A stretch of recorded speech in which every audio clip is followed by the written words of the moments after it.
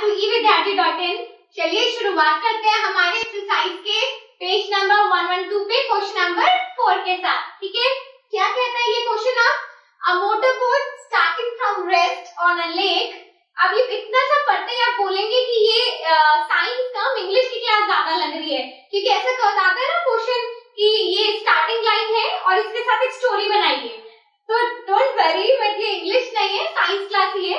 Coming back to the question, वापस आ जाओ अपने क्वेश्चन पे। चलो बुक में से भी फॉलो करो और यहाँ पर भी मैं आपको समझा रही हूँ। तो क्या दिया गया इसमें?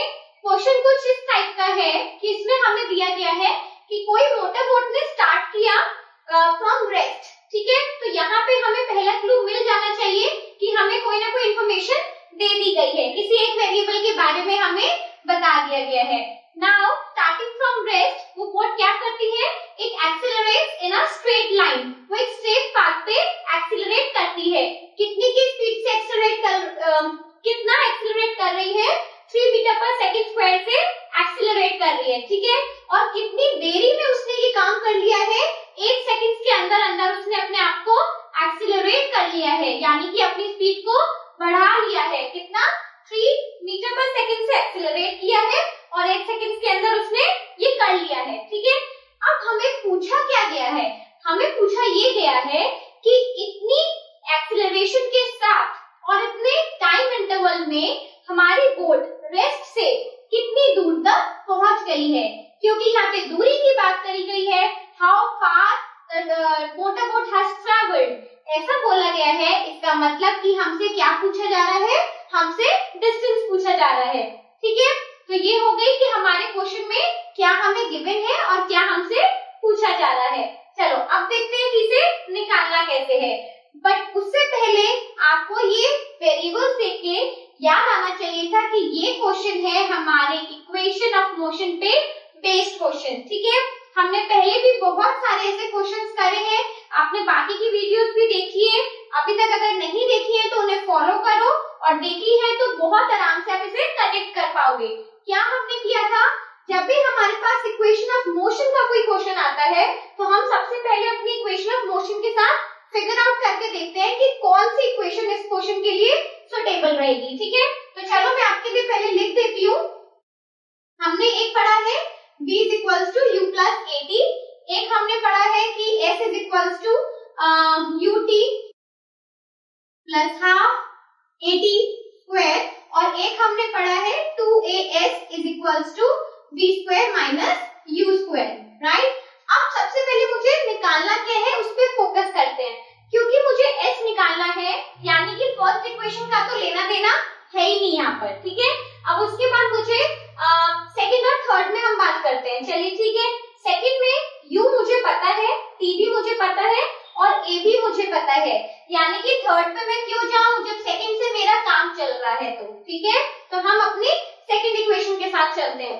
चलिए एक बार पहले हम इसे अप्लाई करते हैं, और सारे जो भी हमें गिवन इंफॉर्मेशन है वो मैंने आपके लिए लेफ्ट में लिख दी है। ठीक है, और जो अननोन है उसको भी हमने मार्क कर दिया है।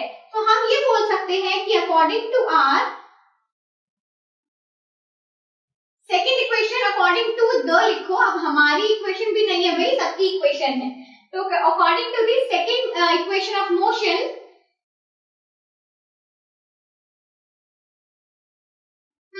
तो क्या कहती है आपकी इक्वेशन ऑफ मोशन कि s is equals to u into t plus half at का स्क्वायर। यहाँ पर t का स्क्वायर हो रहा है। ठीक है, पहले भी मैंने आपको इसी चीज पे ध्यान देने के लिए बोला था। तो u क्या है? चलो एक बार देख लेते हैं, क्योंकि हमारे क्वेश्चन में ये गिवन है कि मोटर बोट ने स्टार्ट किया है रेस्ट से। रेस्ट का मतलब क्या होता है कि उस वक्त पे जो पोजीशन थी वो 0 थी। ठीक है, आई मीन जो आपकी स्पीड थी वो 0 थी, तो हमारा u क्या हो गया? 0 हो गया। 0 इंटू हमारा टाइम कितना गिवन है? 8 है, बट यहाँ पर मल्टीप्लाई करके भी आना तो 0 ही है, पर ठीक है फिर भी हम एक बार लिख देते हैं। ठीक है, चलो इसके आगे देखते हैं, plus half multiply by a, हमें a कितना गिवन है? 3, और उसके बाद t कितना गिवन है? 8 मल्टीप्लाई बाय 8। तो मैंने यहाँ पर उसका स्क्वायर ना लिख के उसको 2 बार मल्टीप्लिकेशन के लिए लिख दिया है। ठीक है, यहाँ से ऐसे तरीके से मेरे लिए सॉल्व करना आसान रहता है। चलिए, नॉट मेरे लिए, हाँ, पॉइंट इज कि हम सबके लिए आसान रहता है, तो पकड़ना नहीं है वर्ड्स को। तो चलिए, ये तो हमारा 0 हो गया, प्लस इसके बाद देखते हैं, कैंसिल आउट करते हैं। बहुत आसान है, जितना ज्यादा नंबर को छोटा रखेंगे ना, उतना ज्यादा कैलकुलेशन आसान होता है, चाहे वो मैं या आप कोई भी कर रहा हो, ठीक है। तो चलो, अब यहाँ पे क्या आ गया, 8 4 32 into 3 हमारे पास आया 96, यानी कि 96 मीटर्स। तो यहाँ पे एस हमें मिला 96 मीटर्स, यानी कि हमारे जो बोट ने फाइनली डिस्टेंस ट्रैवल किया है, वो कितना डिस्टेंस ट्रैवल किया है, 96 मीटर्स इन 8 सेकेंड्स, ठीक है। तो ये हमारा क्वेश्चन का आंसर है। तो इस टाइप के भी आप और क्वेश्चंस प्रैक्टिस कर सकते हैं।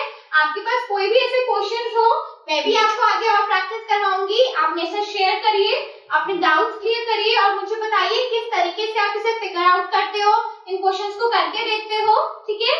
सो do let us know. Up to then keep watching, keep learning, bye bye.